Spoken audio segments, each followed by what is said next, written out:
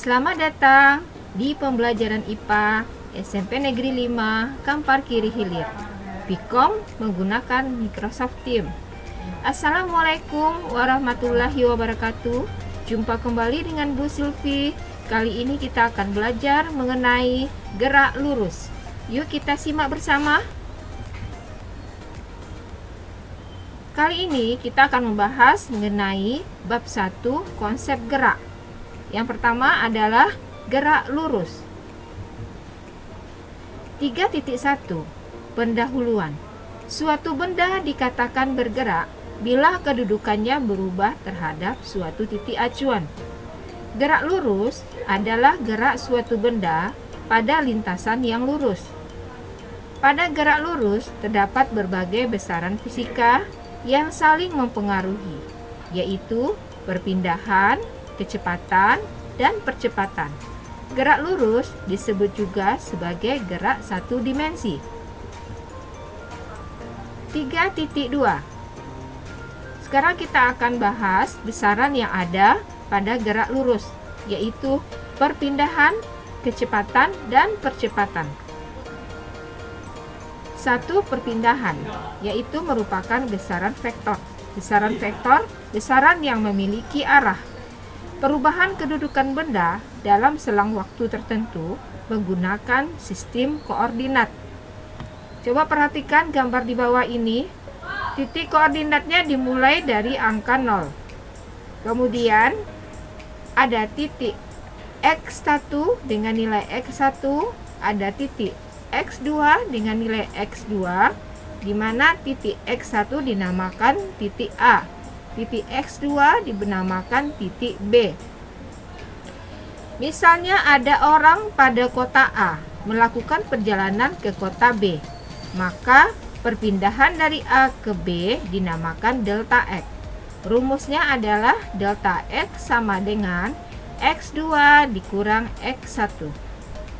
Catatan, perpindahan ini selain dia memiliki arah yang merupakan besaran vektor, juga dia memiliki nilai atau jarak yang merupakan panjang lintasan sesungguhnya yang ditempuh oleh benda. Kita lihat gambar di bawah ini, ada contoh soal. Misalnya pada suatu koordinat ada titik A, kemudian ada titik B.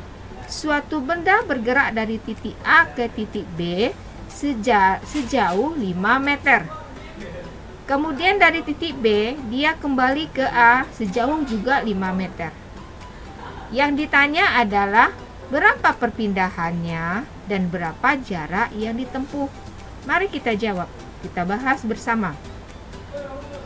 Perpindahan sesuai dengan pengertian yang tadi, bahwa perpindahan itu adalah suatu gerak yang berpindah dari titik acuan. Sekarang, gerakan ini dari titik A ke titik B, kemudian kembali ke A, berarti dia tidak berpindah dari posisi awal ke posisi akhir, maka dikatakan perpindahan atau delta X-nya sama dengan 0. Jarak atau lintasan yang ditempuh oleh benda tersebut dari A ke B, kemudian dari B ke A adalah 5 meter ditambah 5 meter sama dengan 10 meter. Kita lanjut. Nomor 2, kecepatan. Kecepatan juga merupakan besaran vektor. Bila benda memerlukan waktu sebesar delta T untuk mengalami perpindahan sebesar delta X, maka A. Kecepatan rata-rata. Kecepatan rata-rata rumusnya adalah perpindahan dibagi waktu yang diperlukan. Kalau kita buat dalam bentuk simbol, V rata-rata sama dengan X2 dikurang X1 per T2 dikurang T1 sama dengan delta X per delta T. Sekarang kita lihat gambar di bawah ini.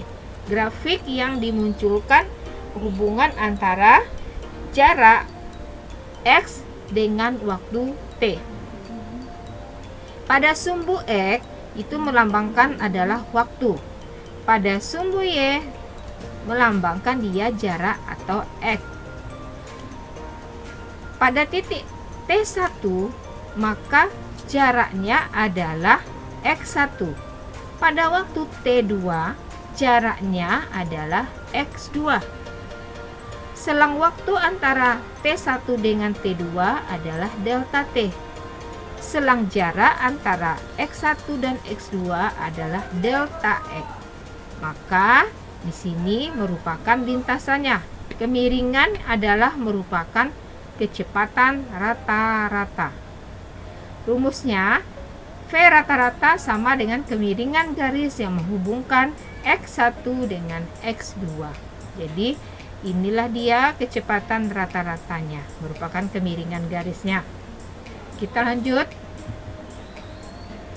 Kecepatan rata-rata apabila selang waktu mendekati 0, kecepatan pada suatu saat tertentu.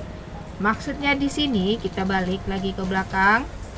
Jika kecepatannya mendekati 0, titik 0 ini, maka dia disebut adalah kecepatan sesaat.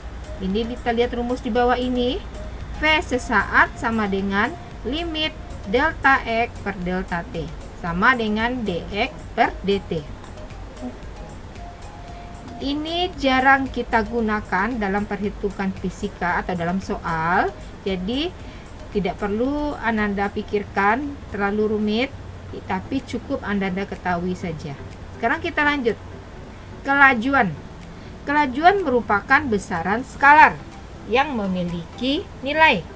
Kalau tadi kecepatan dia memiliki arah, besaran vektor. Kalau sekarang kelajuan merupakan suatu nilai dari kecepatan. Bila benda memerlukan waktu T untuk menempuh jarak X, maka rumusnya adalah kelajuan rata-rata sama dengan jarak total yang ditempuh benda dibagi waktu yang diperlukan. Kalau kita buat dalam bentuk rumus, kelajuan adalah V sama dengan X per T. Rumus ini harus diingat ya anak-anak ibu. Sekarang kita lanjut. 3 percepatan. A. Percepatan rata-rata. Perubahan kecepatan persatuan waktu. Jadi, percepatan rata-rata merupakan perubahan kecepatan persatuan waktu. Kalau kita buat dalam suatu rumus, A rata-rata atau kecepatan rata-rata sama dengan kecepatan akhir V2 dikurang kecepatan awal V1 dibagi dengan waktu akhir dikurang dengan waktu awal tempuh sama dengan delta V per delta T. Kita lanjut yang B, percepatan sesaat. Sama dengan kecepatan tadi, kalau yang percepatannya mendekati 0, maka dia menggunakan limit. Dan ini cukup diketahui saja. A sama dengan limit delta V per delta T. Atau bisa kita buat percepatan atau A sama dengan dV per dt. Sama dengan d kuadrat X dibagi dt kuadrat. Sekarang kita lanjut. 3.3. Gerak lurus beraturan atau GLB. Berarti kita sudah selesai dengan gerak lurus. Sekarang kita masuk pada gerak lurus beraturan. Apa itu GLB? GLB adalah gerak benda pada lintasan lurus dengan kecepatan tetap. Di mana ada dua grafik. Ada dua grafik yang mempengaruhi atau yang dimiliki oleh GLB ini. Yaitu yang pertama, posisi pertama adalah grafik hubungan antara jarak dengan waktu. Dengan rumus jarak atau X sama dengan jarak awal atau S0 ditambah kecepatan V dikali dengan waktu T. Di saat T sama dengan 0, maka jaraknya bisa X0. Nah, semakin besar T, maka jaraknya akan semakin naik. Beginilah dia bentuknya dan ini harus dihafal. Kemudian kita lihat kecepatan. Hubungan kecepatan dengan waktu. di mana pada gerak lurus beraturan V-nya konstan, berarti V-nya tetap. Berapapun waktunya, V-nya tetap. Begitulah bentuk grafiknya dan ini harus dihafal. Untuk gerak lurus beraturan yang perlu diingat, tidak memiliki percepatan. Dikatakan percepatan atau A-nya sama dengan 0. Sekarang kita lanjut. 3.4. Gerak lurus berubah beraturan. GLBB adalah gerak lurus yang percepatannya tidak berubah atau tetap terhadap waktu. Dikatakan dia dipercepat beraturan. Jadi gerak benda ini GLBB dia memiliki percepatan tapi tidak berubah, makanya dikatakan dia beraturan. Ada 3 grafik yang bisa kita tampilkan untuk GLBB ini. Yang pertama, grafik yang gambar ungu ini, warna ungu ini, grafik antara jarak dengan waktu. Kita lihat di sini bentuk grafiknya seperti parabola. Kenapa? Karena persamaan rumusnya ada kuadratnya. Rumusnya adalah jarak tempuh dari benda X sama dengan jarak awalnya atau S0 ditambah kecepatan awal benda dikali waktu atau T ditambah setengah dari percepatan dikali waktu atau T dikuadratkan. Dan bentuk dari grafik ini harus Ananda hafal. Berikut rumusnya. Sekarang kita lanjut pada grafik percepatan terhadap waktu. Tadi di atas tadi sudah dikatakan bahwa percepatannya konstan atau tetap. Maka berapapun waktunya percepatan akan tetap. Jadi garis lurus sama dengan GLB tadi, kecepatannya konstan. Sekarang kita masuk dengan yang warna biru. Hubungan kecepatan dengan waktu. Hubungan kecepatan dengan waktu rumusnya adalah V sama dengan kecepatan benda sama dengan kecepatan awal ditambah percepatan dikali T. Saat T sama dengan 0, maka dia akan memiliki suatu kecepatan yaitu V0. Maka dengan bertambahnya T, maka akan bertambahnya V. Jadi ketika grafik ini harus Ananda hafal. Kita lanjut. 35. Gerak jatuh bebas atau bisa dikatakan GJB. GJB merupakan gerak lurus berubah beraturan yang merupakan contoh. Contohnya misalnya buah kelapa jatuh dari pohonnya, kemudian suatu benda jatuh dari ketinggian, atau bola jatuh dari kursi ke lantai. Itu dikatakan gerak jatuh bebas. Percepatan yang digunakan untuk benda jatuh bebas adalah bukan percepatan A, tapi merupakan percepatan gravitasi. Nilainya adalah G sama dengan 10 meter per sekon kuadrat atau per detik kuadrat. Boleh juga menggunakan 9,8 meter per detik kuadrat. Ananda boleh pilih keduanya, mana yang lebih gampang. Kemudian sumbu koordinat yang dipakai bukan X, tapi melainkan Y karena lintasannya vertikal. Jadi rumus yang kita gunakan ada 3, sama dengan GLBB tadi. Kalau GLBB tadi kita menggunakan percepatannya A, kalau di sini kita menggunakan G, dan ada aturannya. Aturannya adalah kalau arah gerakan bendanya itu ke atas, maka positif G-nya. Tapi kalau arahnya ke bawah, maka negatif. Sekarang kita lihat rumusnya di sini. Kecepatan benda sama dengan kecepatan awal dikurang G dikali T. Kemudian tinggi benda atau jarak benda sama dengan Y0 atau jarak awal benda ditambah kecepatan awal dikali T dikurang setengah dikali percepatan gravitasi bumi G dikali T kuadrat. Kemudian ada lagi rumusnya, V kuadrat atau kecepatan benda dikuadratkan sama dengan kecepatan awal benda dikuadratkan dikurang 2G dikali Y dikurang Y0. Y adalah tinggi maksimum, Y0 adalah tinggi awal benda. Anak-anak ibu boleh mencatat. Sekarang kita lanjut.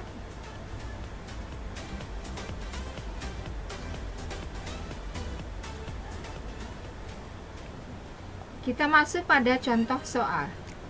Sebuah mobil bergerak dengan kecepatan 27 km per jam. Kemudian mobil dipercepat dengan percepatan 2 meter per sekon kuadrat. Hitunglah kecepatan mobil dan jarak yang ditempuhnya selama 5 detik atau 5 sekon setelah percepatan tersebut.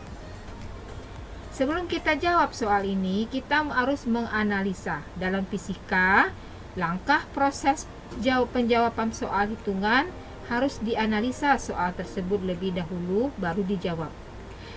Kita sekarang kan mempelajari gerak GLB dan GLBB.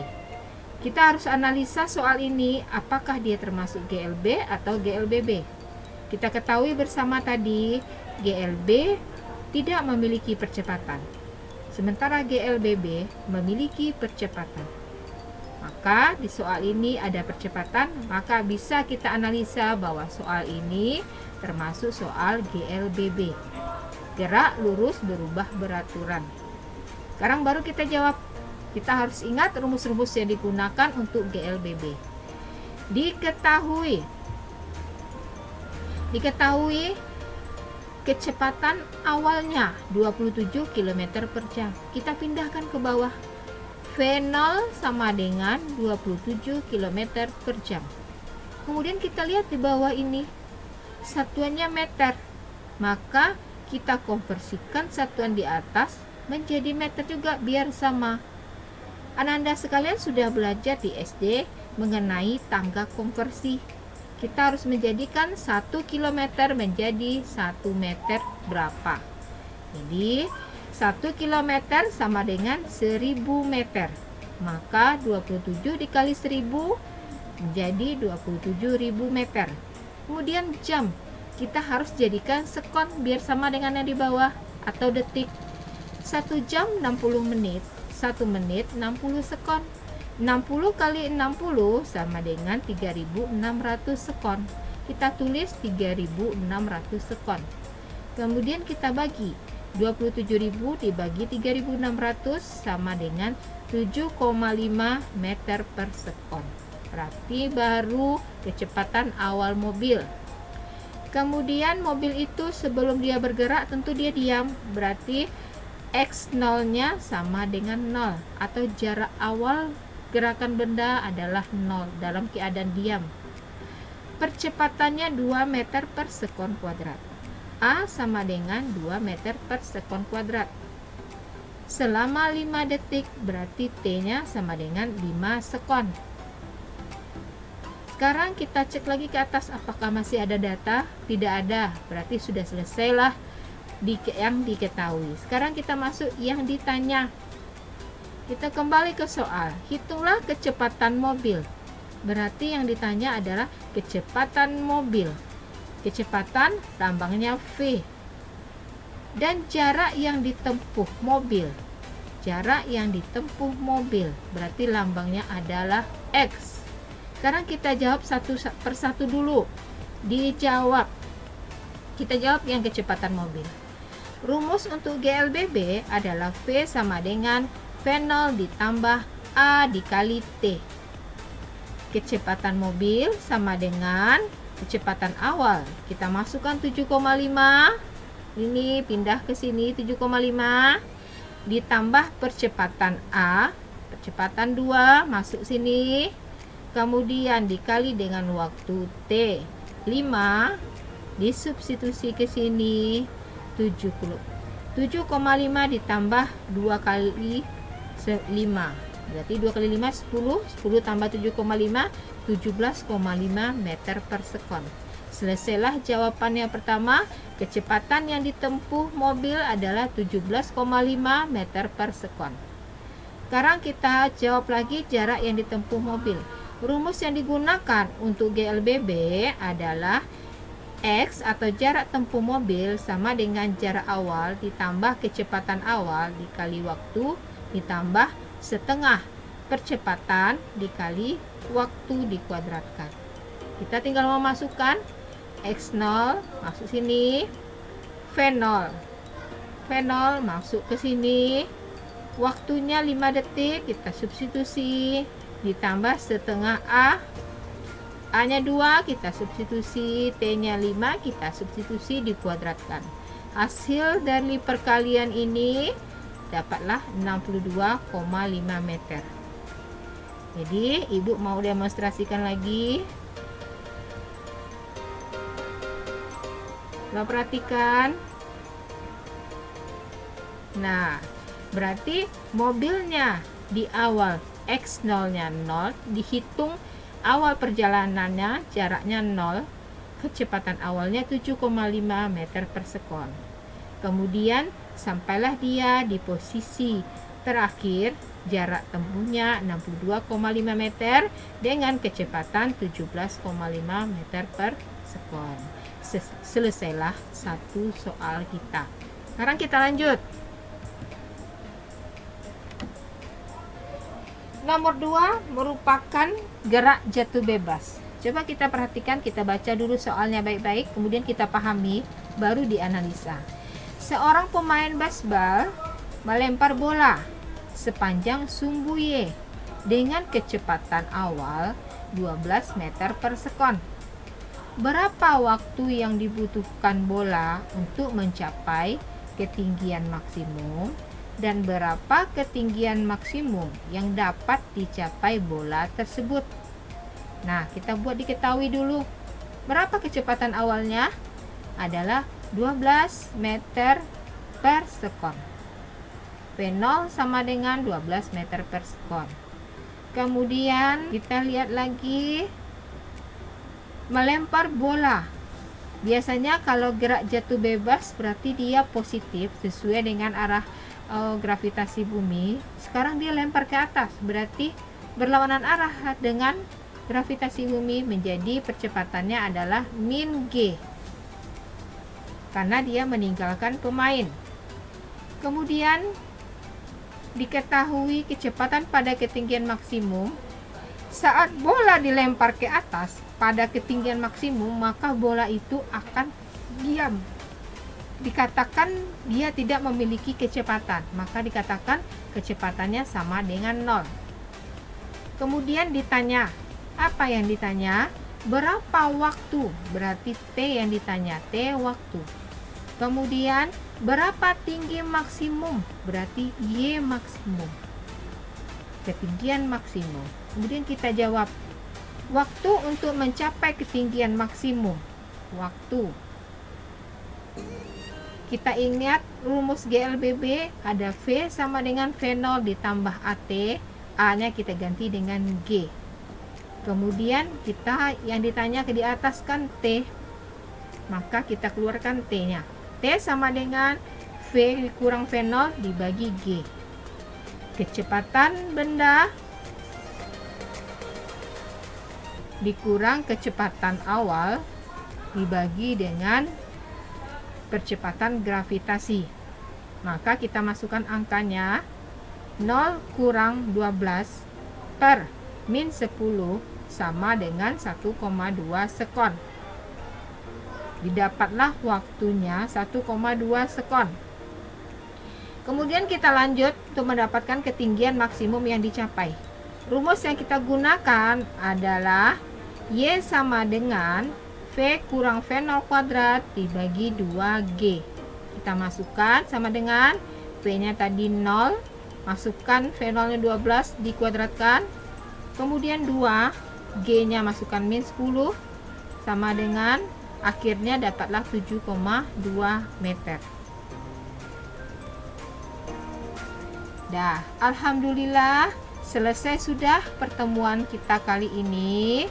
Nanti akan buka sesi tanya jawab. Ibu akhiri dengan mengucapkan Assalamualaikum warahmatullahi wabarakatuh.